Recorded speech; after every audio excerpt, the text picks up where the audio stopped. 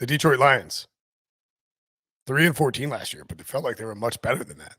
Absolutely. They're over under 6 wins. Over is -135. They picked up Gerard Davis, a former high draft pick who was with the Lions and then went to New York and now is back with the Lions. Also added DJ Chark in free agency. Trey Flowers is gone as his Kadarius Hodge, excuse me. And, look, this is, again, like the Bears. It's not a team that is, they also had a Jameson Williams in the draft, of course, and Aiden Hutchinson. So 2 blue chipper guys in a questionable draft.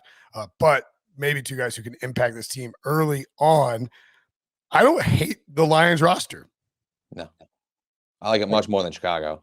Way more than Chicago. Like, their defensive line is pretty good.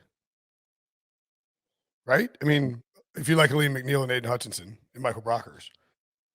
I mean, there is potential here. Like you said, they were, well under 500 last year, but it didn't feel like it. And, when you start looking at kind of the betting trends, they were 11-6 against the spread last year. Yeah. I mean, they were in a lot of these games. There was a lot of heartbreaks for them last year. They were playing hard under Dan Campbell.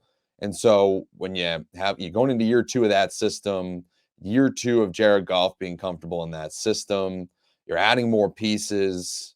There's a chance that they could surprise. I mean, I don't know if they're winning the division or anything like that, but I could see them going over 6 wins here.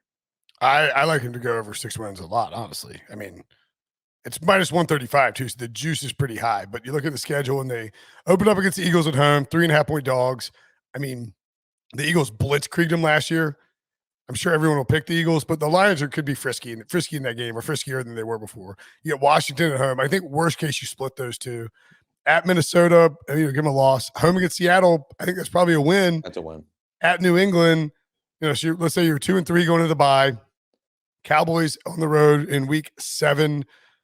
I think it's fair to call that a loss. And then Dolphins, Packers at home. So that's 1-1. So we got 3-5, excuse me, after 9 weeks. At the Bears could absolutely be a win.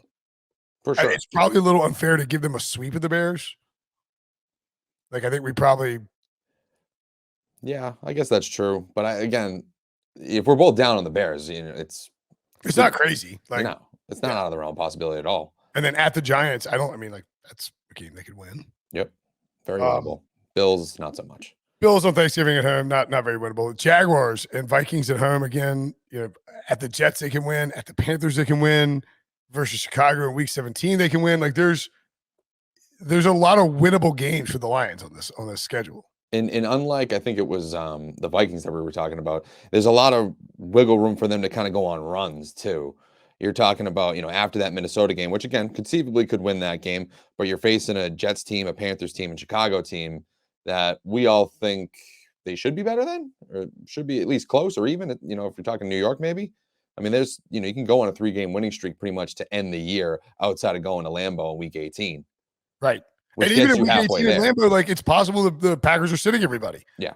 Because they've clinched the 2 seed, or they've clinched the 1 seed, or they're just locked into whatever seed they are, and they don't need to play Detroit, or they don't need to play their stars against Detroit. And then if Detroit won, it just wouldn't be that crazy. So, right, especially if you have a team like, like Tampa, who's in an extremely easy division.